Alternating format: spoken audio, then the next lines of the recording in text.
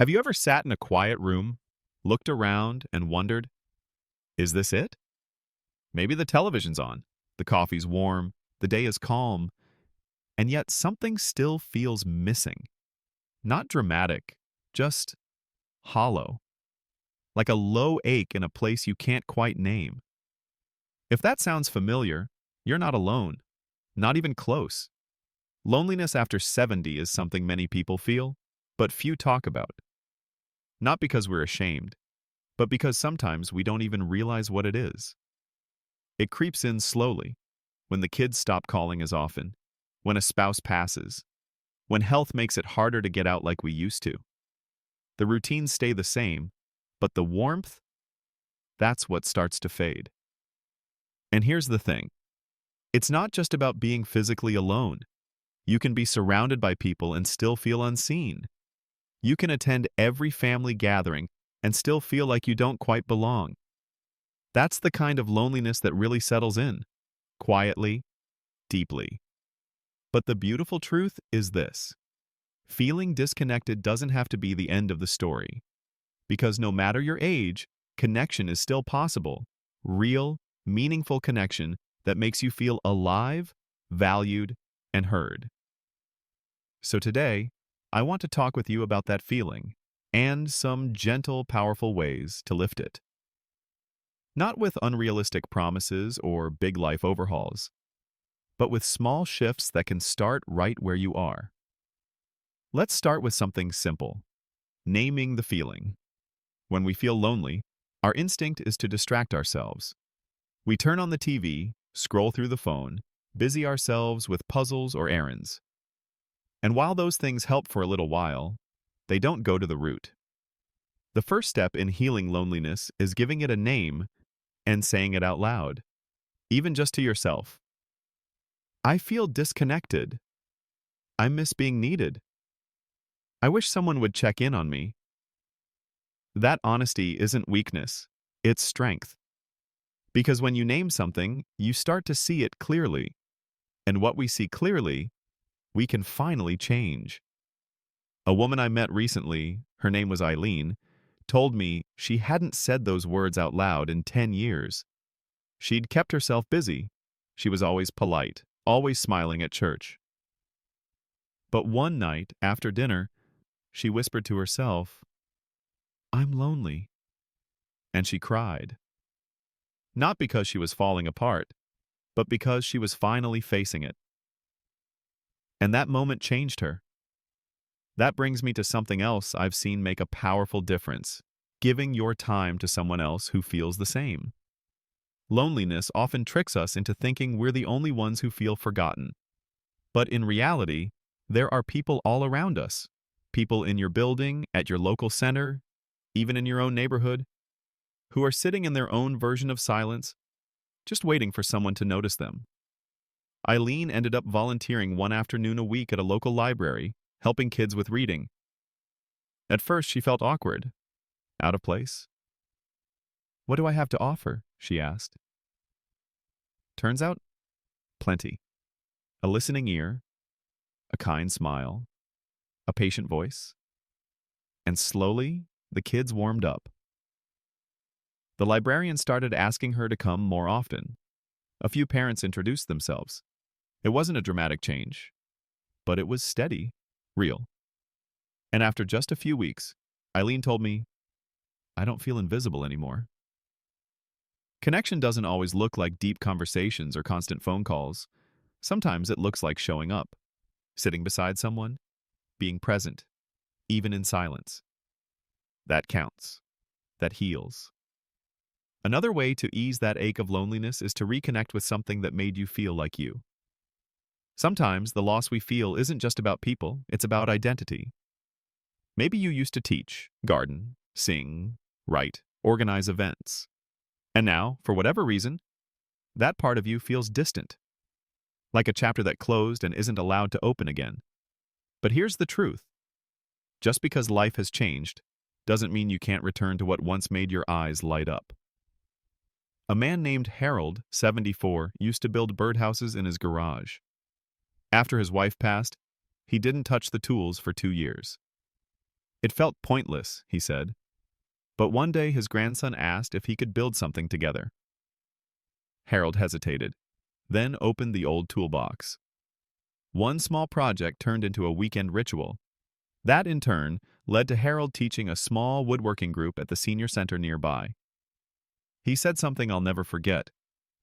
When I saw that little boy's face light up holding a hammer, I felt like I was home again, not in the house, in myself. So ask yourself, what made me feel alive once? What activity, no matter how small, made me lose track of time? It could be knitting, or singing old tunes, or writing letters, or sitting outside and sketching what you see. These aren't hobbies. They're lifelines to your sense of self. They connect you back to who you are, and they open doors to people who share that same spark. Loneliness isn't just the absence of others, it's often the absence of purpose. But that purpose doesn't need to be huge, it just needs to be real. Now that we've explored how honesty, helping others, and rekindling purpose can start to fill that space inside, let's keep going and talk about other powerful ways to feel connected again. One thing that often surprises people is how much your environment can shape your sense of connection. If the space you spend most of your time in feels quiet, dim, or lifeless, it can start to echo that same feeling inside you. But when your surroundings feel fresh, warm, and alive, even in small ways, it makes a real difference in how connected you feel to the world around you. I remember visiting a gentleman named Alan. He lived alone in a tidy little apartment filled with old photos and newspaper clippings, but it felt still. When I asked how often he left the house, he said, maybe once a week for groceries. That was it. And I could feel that stillness had become more than just peace. It had become isolation. So he made a change. Nothing huge, just started spending his mornings on the front porch instead of at the kitchen table. He waved to neighbors, said hello to the mailman. He bought a small potted plant to water each day. Those simple acts brought him back into rhythm with life. He told me, it's like I'm part of the neighborhood again, even if no one comes inside. You don't have to move mountains to feel connected. Sometimes, opening the window and hearing birds, or chatting briefly with someone on a walk, is enough to remind you you're not invisible, that the world still sees you, and you still belong to it. That leads us to something many people overlook, especially after 70, the power of starting something new. You might be thinking, new? At my age? But yes, new is not reserved for the young. In fact, trying something unfamiliar can spark parts of your brain and heart that have been sitting dormant for years. And I'm not talking about skydiving or learning Mandarin, unless you want to. I mean something as simple as attending a book club at the local library, taking an art class, or joining a walking group. Even trying a new recipe and sharing it with someone can be a start. There's a woman named Dolores, 81 years old, who told me she hadn't made a new friend in over a decade. Then one day, her granddaughter signed her up for a beginner's water aerobics class. I was mad at her, she laughed. I didn't want to jiggle in front of strangers. But she went, and she came back with a smile and a story about another woman who also didn't want to jiggle. They laughed, talked, and started walking together after class. That woman became a friend, and that class became something Dolores looked forward to every week. The truth is, we sometimes trap ourselves in routines that feel safe, but quietly drain us. Breaking that pattern with something new, even once a week, injects energy into your life. It reminds you there are still chapters left to write. I know putting yourself out there can feel awkward, vulnerable. But being a beginner doesn't mean you're behind. It means you're brave enough to try again. And trying again keeps the heart soft and the spirit open. Now, let's talk about something that's very personal. Letting go of relationships that no longer serve you. This one is tough, especially when the people causing the hurt are the ones you've loved the longest. But not every relationship stays healthy. And holding on to toxic connections, just because of history, can deepen your loneliness instead of healing it.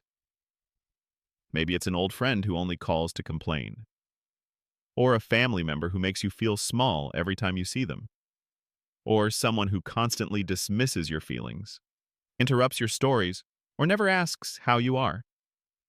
It's okay to say enough. Setting boundaries is not the same as closing your heart. In fact, it can open your life up to people who truly see you, appreciate you, and respect your time and energy. I once met a man named Charles. He had a son who only called when he needed money, never visited, and always made him feel like a burden. Charles said, "But he's my son. What kind of father stops answering?" And I said gently, "The kind of father who knows his worth." He didn't cut his son off, but he did stop saying yes to every request. He stopped picking up the phone every single time. And instead of spending his days waiting for attention that never came, he redirected his energy to his church group and reconnected with a cousin he hadn't seen in years. The difference was night and day. Charles smiled more. He stood straighter. He started planning trips. Because his time and love were finally being spent where they were wanted. You deserve that too. If someone in your life, no matter who they are, makes you feel small, guilty, or forgotten more often than they make you feel valued, it's okay to step back. Not out of anger, but out of love for yourself. And here's something important to remember. When you create space by letting go of hurtful relationships, you make room for better ones. Ones that lift you up, not pull you down.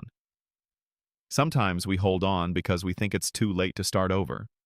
But it's never too late to choose peace, or to choose yourself. And as you begin to make those choices, adding small moments of connection, trying something new, and letting go of what no longer fits, you may start to feel something shift. Not all at once, but slowly. Like light coming back into a room you hadn't realized had gone dim. Let's keep that light growing. There's one more powerful piece to this puzzle, something that often gets overlooked when we talk about connection, but it makes all the difference. And that's being needed. We all want to feel like we matter, that our presence isn't just tolerated, but truly valued. After 70, especially if you've retired or lost certain roles, whether as a worker, a caregiver, or a partner, it's easy to start wondering, what do I offer now? That quiet question can sneak into your thoughts and make loneliness feel heavier than it already is. But I want to tell you something. You still have something to give. One of the most healing ways to reconnect with others is through service. Small acts of kindness that give your day purpose. Now, I don't mean you have to go out and volunteer 20 hours a week or sign up for every committee.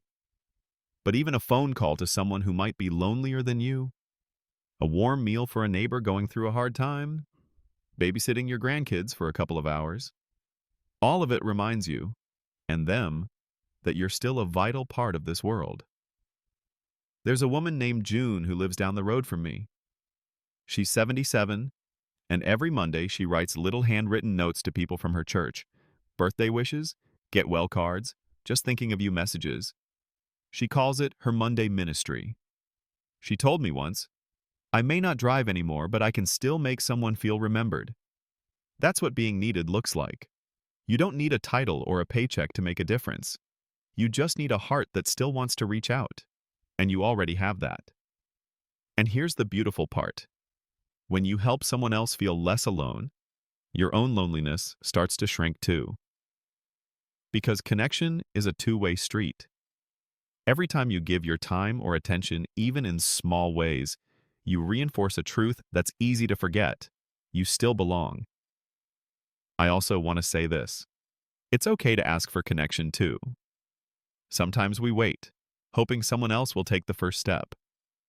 We sit quietly, waiting for the phone to ring, the doorbell to chime, an invitation to come. But there's power in being the one who reaches out. The one who picks up the phone, sends a message, or says, "Hey, want to go for a walk?" Reaching out isn't desperate. It's courageous. It's choosing connection, even when it feels uncomfortable at first. And yes, you might get a no. You might feel a little awkward. But you also might get a yes. a new friend, a deeper conversation, a moment of shared laughter. You never know until you try. One man I spoke to, Richard, had lost his wife and said for a long time, he just stayed home. The days blended together. He said, I didn't want to burden anyone with my sadness. But then he called an old coworker. They hadn't spoken in years. He said, I just told him I missed talking. And that call turned into weekly lunches, shared memories, and eventually a small circle of old friends who now meet once a month at the local diner. You don't need a crowd. You just need someone. And often, they're waiting on the other side of a call, a text, or a simple hello. Now, as we come to the end of this conversation, I want you to take a moment and just breathe. Think about everything we've talked about. Feeling seen, making space for peace, staying open to something new, being needed, and choosing to reach out. You don't have to do it all at once. This isn't about fixing something overnight. It's about remembering that loneliness is not a life sentence. It's a signal. A quiet message from your heart saying, you still want more. And more is possible. Even after 70, especially after 70, you've lived through heartaches, changes, surprises, and joys that younger generations haven't even imagined. You carry wisdom and stories that someone out there is waiting to hear. You have value. So if today feels quiet, if the silence sits a little too heavy, don't think of it as the end of something. Think of it as the beginning of something new. One small step, one call, one shared smile. And if no one has told you this lately, let me say it now. You matter. You are not forgotten. And there is still connection waiting for you, just beyond the door you're brave enough to open. Thank you for spending this time with me. If this conversation meant something to you, if it helped even just a little, let us know in the comments. Share your story, or even just a word, because your voice helps others feel less alone too. And if you'd like more warm, honest conversations like this, go ahead and like this video and subscribe. You'd be surprised how many people out there are feeling the exact same things, and they're looking for a community just like you are. Here's to feeling seen. Here's to being heard. And here's to living your fullest life, one meaningful moment at a time.